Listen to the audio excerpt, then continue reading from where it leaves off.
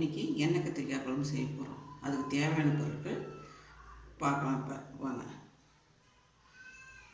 கத்திரிக்காய் தண்ணியில் கட் பண்ணி போட்டு வச்சுருக்கேன்.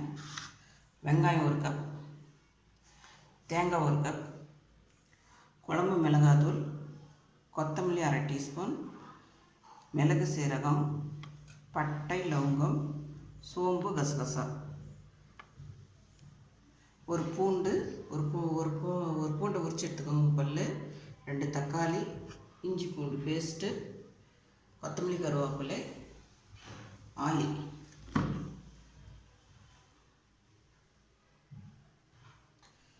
இப்போ பாண்டில் வச்சாச்சு, கடாய் வச்சாச்சு. இப்போ அதில் எண்ணெய் 1 டீஸ்பூன் விடுவோம். விட்டுட்டு இதில் வெங்காயம் போட்டுக்குவோம். வெங்காயம் நல்லா வதங்கணும்.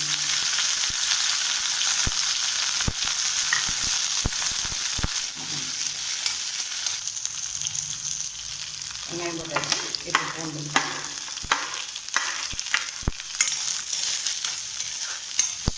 இது கூட தக்காளி ஆட் பண்ணிக்கோங்க.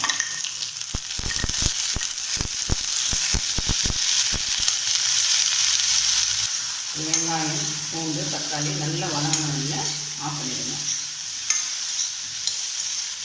ஆஃப் பண்ணி ஆரம்பிச்சு மிக்சியில் போடணும். இது வதக்கியாச்சு. இப்போ அதை ஆற வச்சு மிக்சியில் அரைக்கணும். இப்போ எடுத்து வச்சிடலாம் கீழே. இப்போ குழம்பு வைக்கிறதுக்காக பேன் வச்சுருக்கிறேன்.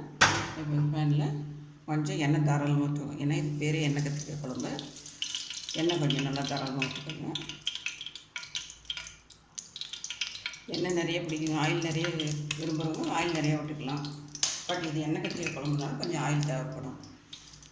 இப்போ இதுக்கு எண்ணெய் காஞ்சோடனே கடுகு போட்டுக்கணும்.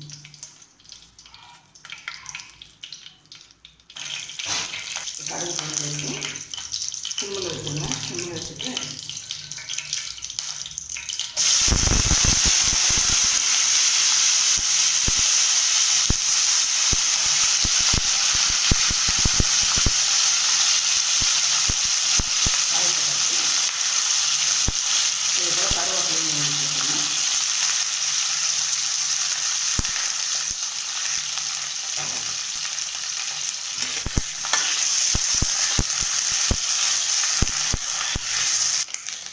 இது கொஞ்சோண்டு உப்பு போடலாம்.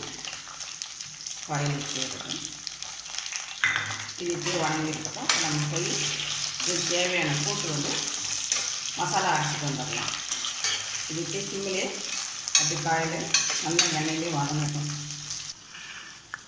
இப்போ மசாலா அரைக்க பண்ணலாம். அதுக்கு தேவையான தேங்காய் வச்சுருந்துருக்காங்க.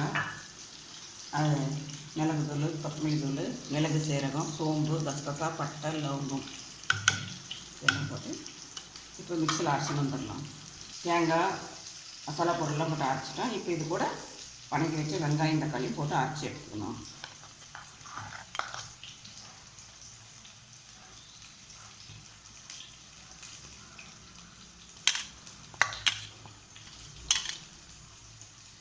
இப்போ இதை அரைச்சி எடுத்துட்டு வந்துடலாம்.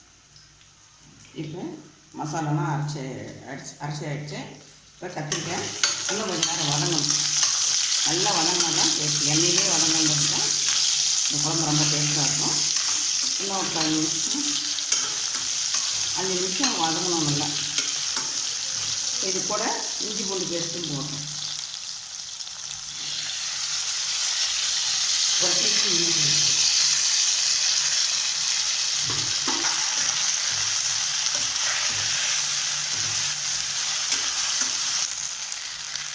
கத்திரிக்காய் வதங்கிட்டு இப்போ மசாலா ஆட் பண்ணிடுவோம்.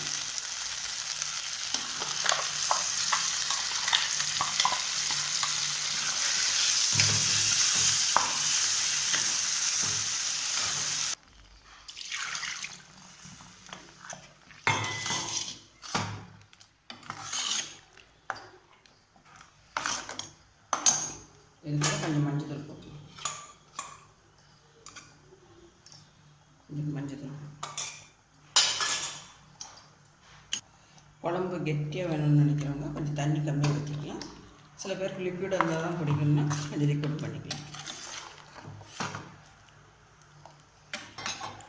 இது கொதிச்சுட்டு எண்ணெய் கத்திரிக்காய் குழம்பு ரெடி. கொதிச்சா எண்ணெய் கத்திரிக்காய் குழம்பு ரெடி. இது காய் வணங்கிறதுக்கு மட்டும் உப்பு போட்டோம். இப்போ குழம்பு கொஞ்சம் போட்டோம்.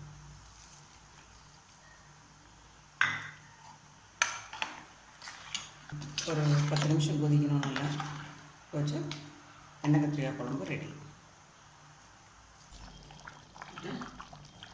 இப்போ குழம்பு வந்துச்சு. இப்போ எண்ணெய் பாருங்கள் மேலே வந்துச்சு. இந்த மாதிரி எண்ணெய் மேலே வந்துச்சா குழம்பு ரெடி ஆகிடுச்சுன்னு அர்த்தம். இப்போ ஆஃப் பண்ணிவிடுங்க. ஆஃப் பண்ணிவிட்டு கொத்தமல்லி தழை பண்ணிக்கலாம்.